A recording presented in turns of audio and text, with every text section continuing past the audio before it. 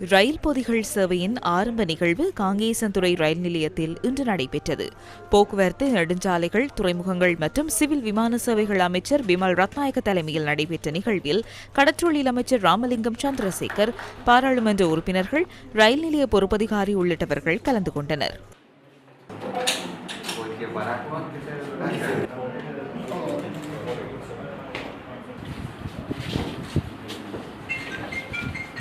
අවුරුදු 35කට පස්සේ කාංකේසන්තුරේ ඉඳලා 35 வருடங்களுக்கு பின்னர் காங்கேசன்துறையிலிருந்து பொருட்கள் போக்குவரத்து சேவை ஆரம்பிக்கப்படுகின்றது. ஒரு பக்கம் மக்களுக்கு அதிக லாபம் கிடைக்கும் வசதி கிடைக்கின்றது. அதேபோல் பஸ்களில் பொருட்களை கொண்டு செல்வதை பார்க்கிலும் பாதுகாப்பும் உறுதி செய்யப்படுகின்றது. இந்த சேவைகளை மேலும் அபிவிருத்தி செய்ய நாங்கள் நினைக்கின்றோம். காங்கேசன்துறையில் கைத்தொழில் பேட்டை ஒன்றை ஆரம்பிக்க கைத்தொழில் அமைச்சு தீர்மானித்துள்ளது. இறங்குத்துறையிலிருந்து கைத்தொழில் பேட்டைக்கு ரயில் பாதையை விஸ்தரிக்குமாறு கைத்தொழில் அமைச்சு எம்மிடம் கோரிக்கையை விடுத்திருக்கின்றது. இங்கு பொருட்கள் போக்குவரத்து சேவையை ஆரம்பித்தவுடன் ஒரு பக்கம் கைத்தொழில் பேட்டைக்கு இறங்குத்துறையும் சாதாரண மக்களின் பக்கம் எடுத்துக்கொண்டால் சிறந்த வாய்ப்பு கிடைக்கும். இந்த பொருட்கள் போக்குவரத்தின் மூலம் வர்த்தக வாய்ப்பு ஒன்றும் கிடைக்கும்.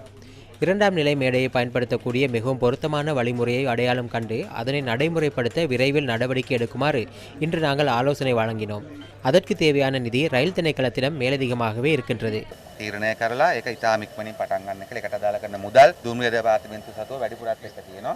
யுத்தம் காரணமாக முற்றாக அழிவடைந்து 35 வருடங்களுக்கு பிறகு இந்த சேவை ஆரம்பிக்கப்படுது.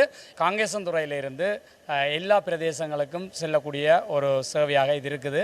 இது பொருட்கள், ஆடைகள், மரக்கறி பொருட்கள், வாகனங்கள், மோட்டர் பைக் போன்றவற்றை இலகுவாக எல்லா இடங்களும் கொண்டு செல்லக்கூடியதாக இருக்குது. பார்சல்கள் அனுப்புகிறவங்க மிச்சம் சேஃபாக கவனமாக குறைஞ்ச விலையில் அனுப்பிட்டு நிம்மதியாக இருக்கலாம். எல்லா நன்மையிலும் இருக்குது.